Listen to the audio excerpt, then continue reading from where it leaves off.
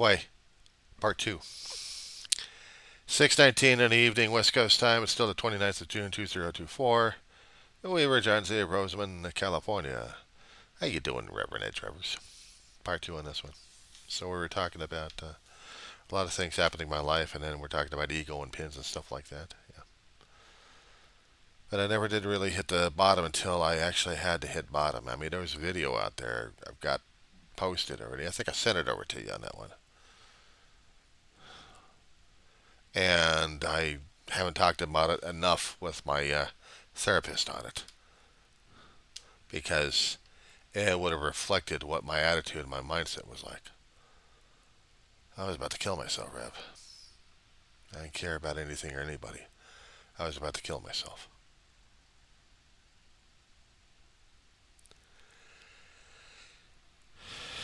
My life had turned into a quagmire. You work your ass off like crazy left and right, but you don't know what the hell's going on. You try to deal, you try to laugh, you try to cry. Hell, I hadn't cried. Not really.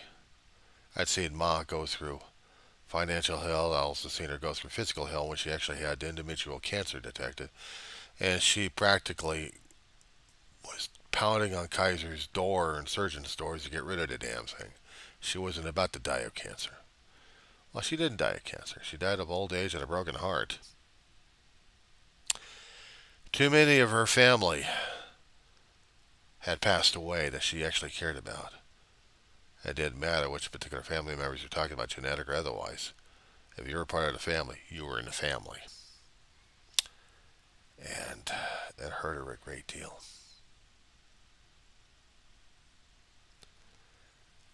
Made her bedridden. She had a business, she lost the business.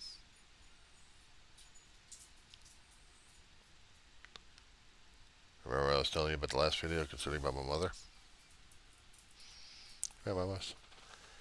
Oh, you're alright. You're alright. Come here, honey. Come here. See if adult Johnny can pick you up. Come here, honey. Come on. Ouch.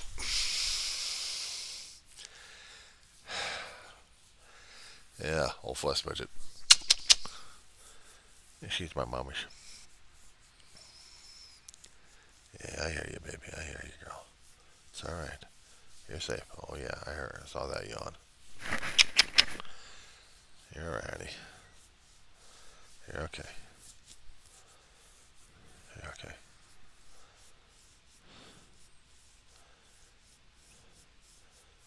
The next heartbreaker. Mine.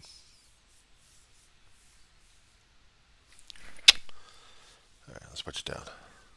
Yeah, I know. I gotta put you down. How you feeling? I saw that yawn. I saw that yawn, you silly dog. Yeah.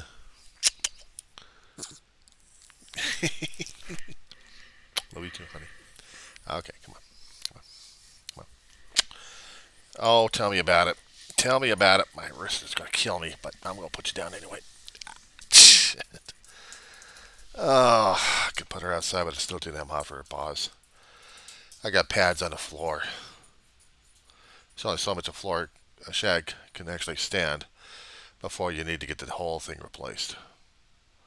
In order to salvage what's left of it, I got training and actually just pads, chucks, blue chucks. A long time ago, I had to use these things to clean up water out of a garage when a washing machine was all out of whack. My brother, oh my God! I don't know how many chucks we had to get every month. Every time that damn washing machine got out of whack, we'd get some checks from a medical supply place. We're doing it for Grandma all the time for when she was disabled, but the checks these days come in handy dealing with Mama and her stuff. So in the garbage bag and out the door. Just make sure you have plenty of Febreze around.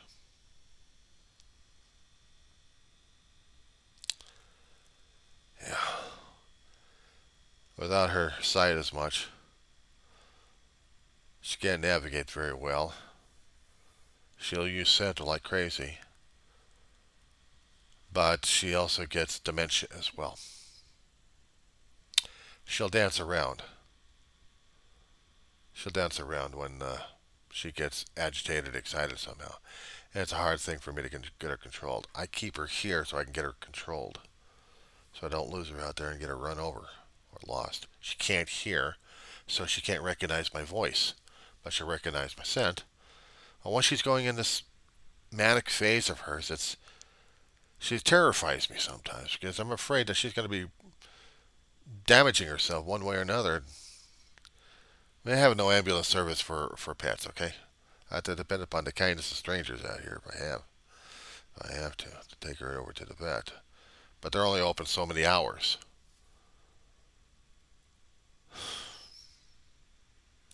Yeah, what are the challenges I live out here? What are the challenges I deal with? I got a neighbor that watches me every so often. She wants to keep track of how I'm doing, but also listening to some of the stuff I keep handing out. My own life experiences, my own observations of what's happening these days, politics and God and science and God knows what else is going on these days. But I tell you something. I tried to say something about it, and I probably got myself misdirected on it. But when you deal with emotion, when you're dealing with identity crisis, when you're dealing with things that are changing you so much, it's impossible to get a handle on things. For me, it's becoming that way, worse and worse. I mean, yeah, I can get a handle on the school situation. I can try to keep up with the financials concerning about running an apartment. I have to keep my brain occupied on that one, Reverend. I used to, I hated math when I was growing up as a kid. I didn't think I was qualified for doing math, and here I am doing math. Consumer math, they call it, but math anyway. Calculations. I turned into a mother a little bit. That's a compliment. Give it to her. He was always trying to teach me how to be an accountant. Yeah. But dealing with things on a day-by-day basis and a survival. Losing my family bit by bit was hard enough. I mean, after Mom passed away in 2013, I lost my best friend's mom. I lost my surrogate mother, who was the best friend of my mother. She was like a mother to me. Her family was like a family to me. After she died, they disappeared.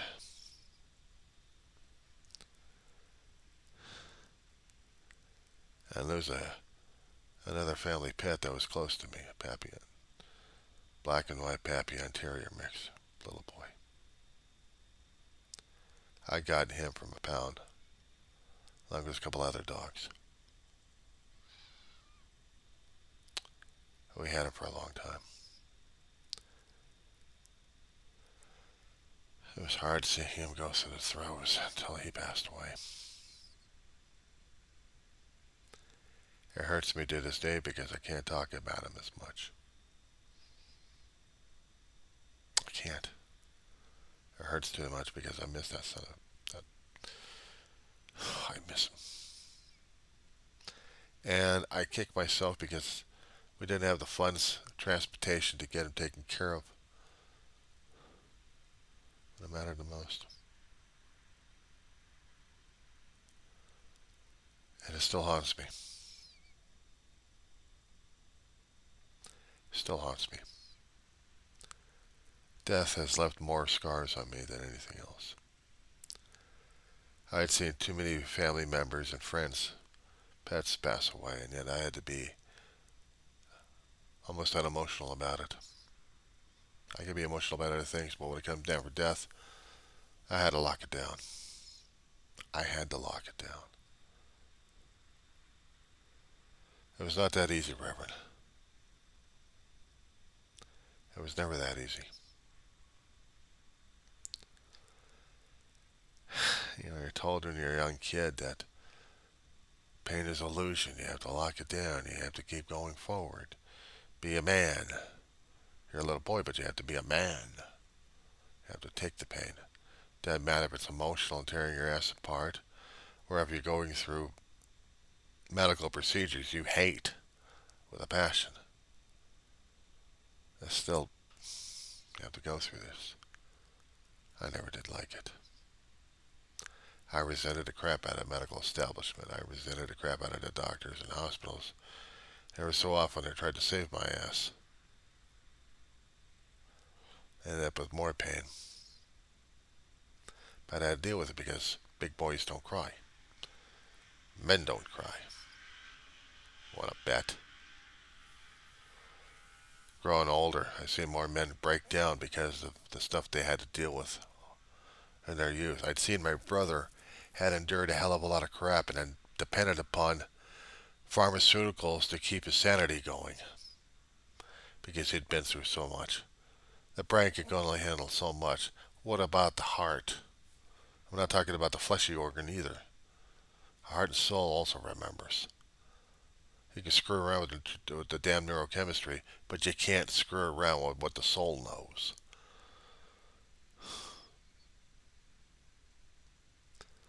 It's a constant struggle for the peace, or at least somewhat.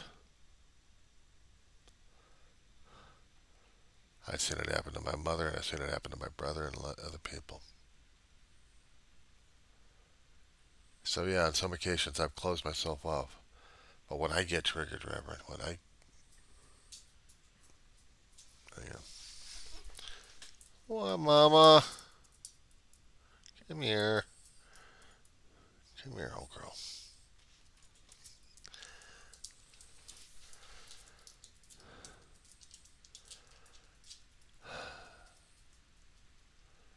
Yes, drink some water, Mama.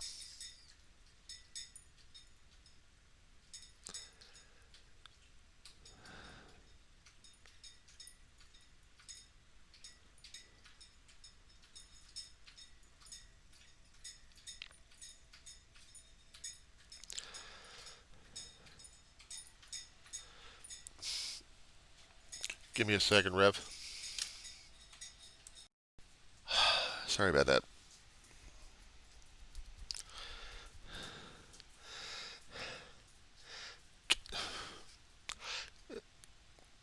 One second. Get this damn thing working here. Oh, yeah, trigger. Trigger.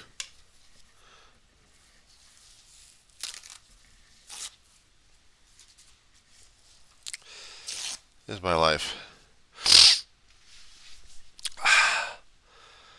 Before Ma passed away, I wasn't like this. Struggling, yeah. Trying to take care of her and then take care of David, and it was a mess.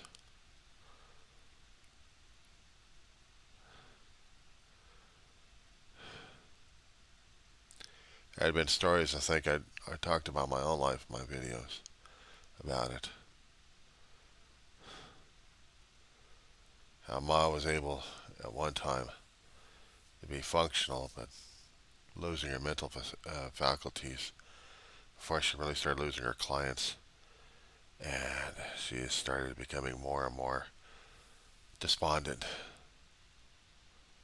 She started really losing people she loved. It was breaking her, and trust me, there have been days I didn't want to get out of bed.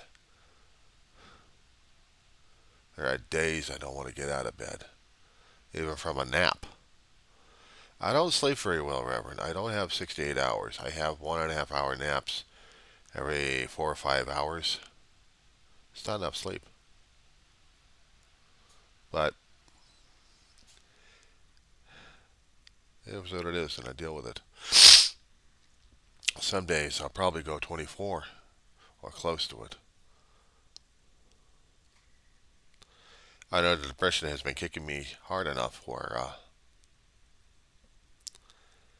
I know what it feels like when I've heard people committing suicide before they do that, how they were stressing about things, man.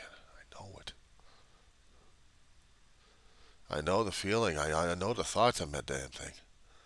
But I also know what my family would have been saying to me in the first place, my brother especially. Where's your faith in God? Where's your faith and trust in God? And I'm asking myself, what?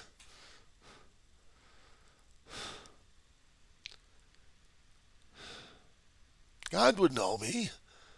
The problem is he still would like for me to talk to him about it. Directly or indirectly. Do I believe in angels? Yeah. I believe in angels. I've written stories about them.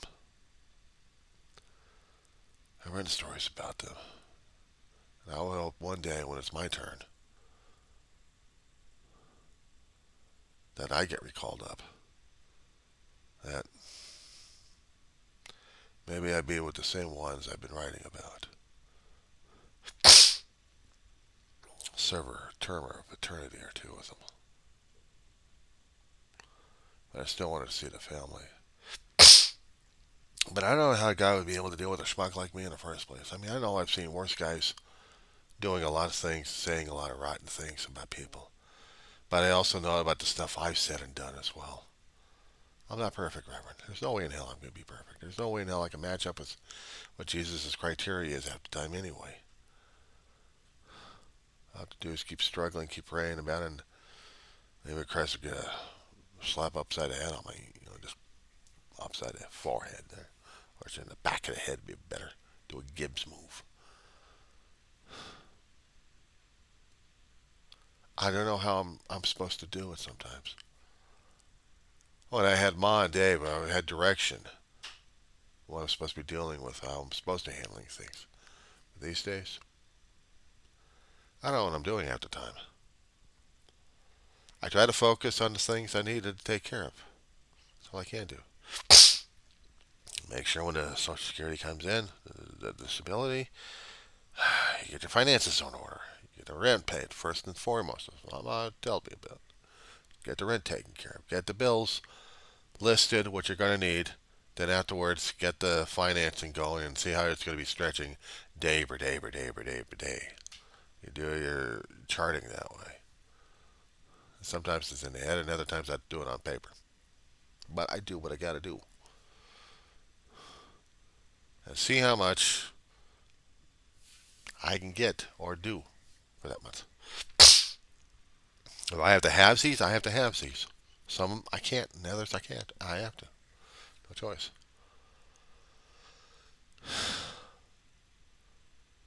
When Ma wasn't suffering through the dementia and the hearing and the vision, I could leave her home, take care of the things at school, and come right back. But since she's gotten worse this year,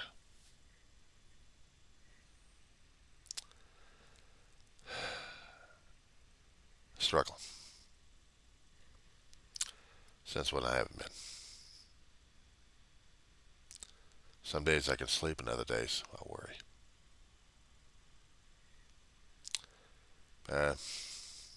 Things happen. I play video games sometimes. I know what you were talking about regarding Fallout. I never played the game.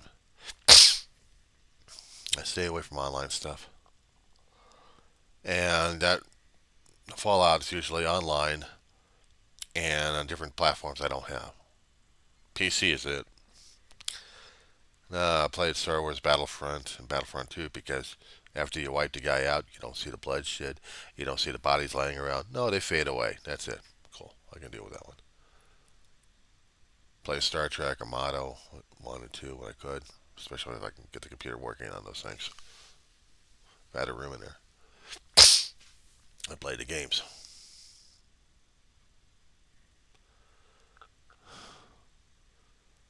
I found more trying to get my frustrations out on a solitaire game than anything else. But sometimes if I'm really in a mood for massive destruction, put myself in God mode, unlimited ammo, put myself in Battlefront 2, and then play the same things over and over and over again. Oh, insanity is doing the same thing over and over, going again, expecting different results. Yeah, well, when you're dealing with random images, you get different results. Same areas to play in, but different results. I can win or I can lose. I can throw out everything else I can and still lose the game. I can do nothing at all and win the game. How do you do that in life, Reverend? We're talking about the churches and religions, the organized the organizations for the religions at that point having issues regarding whatever people are. You're talking about Jesus losing some disciples because they couldn't deal with the concepts. Sometimes he was talking metaphorically, wasn't he? If you look at it. I know that I think the numbers were off regarding the fish and the loaves. How many people did he have compared to how many loaves and fishes? I know, take out scientific calculators. It'd be a little bit piece here, a little bit piece here. Ah, but he fed them. I mean, they're going to be full or not. You just fed them. You just gave them a sampler. It's like going over to Costco or Sam's Club, mostly Costco, and you see the samplers here and there. It's like gorging on the samples. Get a sample of a product over here, and then you think you're full. We can actually go over to the snack bar and get yourself a damn dog and a drink for $1.50. Or at least a dog for $1.50 anyway.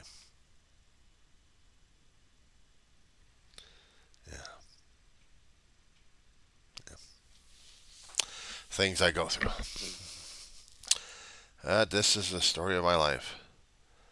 I don't know if I'm actually that able to be communicative enough to other people. When I heard about the homeless situation, we've been having this kind of issue for God knows how long out here in the city of Los Angeles, county of Los Angeles, Antelope Valley, and the other counties in Southern California region. I was never made aware of it until I got in the middle of the damn thing. Heard about it on television, but you really don't recognize the thing. You don't recognize the homeless people because you don't see them. You see them, but you don't see them. There have been a few times I've actually helped out homeless people in my lifetime. But you never consider at one time you're going to be one of them. I know what it's like to be on state, on food stamps. I know what it's like to be on a state welfare program. Have to make those things up, especially when you have the counties to depend upon. And the counties are keeping track of every damn dime you get and every damn dime you spend. They know.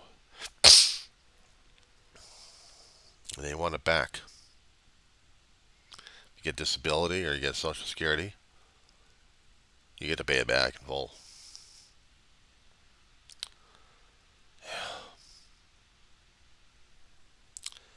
I know what it's like to be out. I know what it's like to go through food lines. I know what it's like to go through the bureaucracy.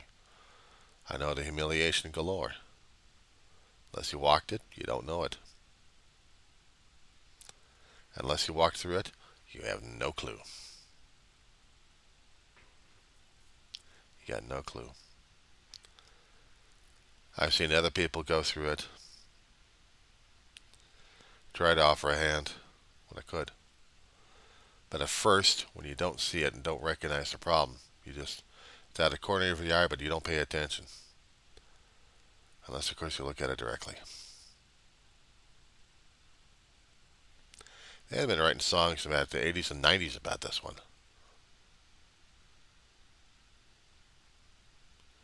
We just never saw it. Or even in the 60s or 70s about it, we still never saw it. Never heard it until we actually seen it go on. I've seen too many memes concerning about the veterans having issues. Worry more about the veterans instead of anything else. Don't worry about the immigrants, worry about the veterans, the homeless veterans. It's a small percentage. Actually, some of it's small percentage, but it's still out there. They're still out there. But you got more of families and people with drug and mental problems, but also economic issues out there too. Here's one particular piece of news that was a little bit better, and I got to research that one and send a copy of that vid over to you. That LA did a homeless count a couple of days ago. City and county did a homeless count. We decreased it a little bit because we actually found housing for some of the population. Not all of them, but some of them. So it decreased the numbers a great deal. Every so often, every 2 or 3 years, we get an audit going on just to see how we're doing. We sent our information over to Sacramento, state's capital in California, about that one. Mayor Bass has been busting ass and trying to get homeless populations down. Yeah, that's her again. She's really having a tough night.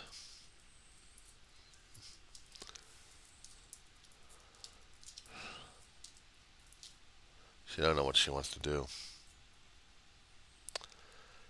I think I'm going to cut this one short. She's really having a conniption on this one, so I'll talk at you later, Rev.